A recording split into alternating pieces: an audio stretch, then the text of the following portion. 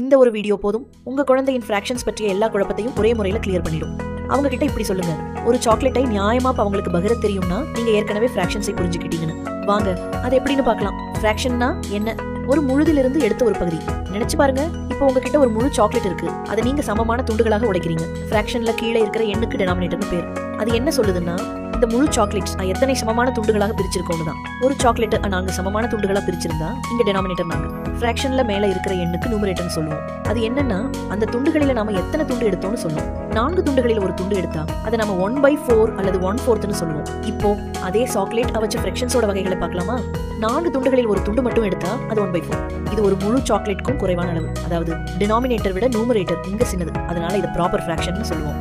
இப்போ நினைச்சு பாருங்க, நீங்க 5 துண்டுகள் எடுக்கிறீங்க, அது எப்படி? ஆனா ஒரு சாக்லேட்ல 4 துண்டு தான் இருக்கு. அப்படின்னா உங்களுக்கு ஒண்ணுக்கு மேல சாக்லேட் வேணும்ல. சோ 5/4 இதுக்கு பேர் இம்ப்ராப்பர் ஃபிராக்ஷன். ஏன்னா மேல இருக்கிற எண்ணு கீழே இருக்கிற எண்ணை விட பெருசா இருக்கு. இது நாம 5/4ன்னு சொல்லலாமா? ஒரு முழு சாக்லேட் அதோட ஒரு கூடுதல் துண்டுன்னு சொல்லலாமா? அது நாம 1/4ன்னு எழுதுவோம். இதுக்கு பேர் தான் மிக்ஸ்ட் ஃபிராக்ஷன். இப்போ ஒரு முக்கியமான கேள்வி வரும், இந்த டினாமினேட்டர் 0 ஆக இருக்கலாமான்னு.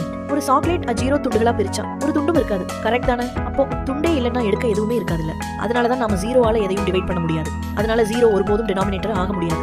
இப்ப புரியுதா? ஃபிராக்ஷன்ஸ் கஷ்டமானது எல்லாம் இல்ல, அது நம்ம தினசரி வாழ்க்கையில நியாயமாக பகிர்றதுக்கு உபயோகப்படுத்துறது தான் நம்ம எண்களாக எழுதுறோம்னு. தேங்க்ஸ் ஃபார் வாட்சிங். Stay tuned with us.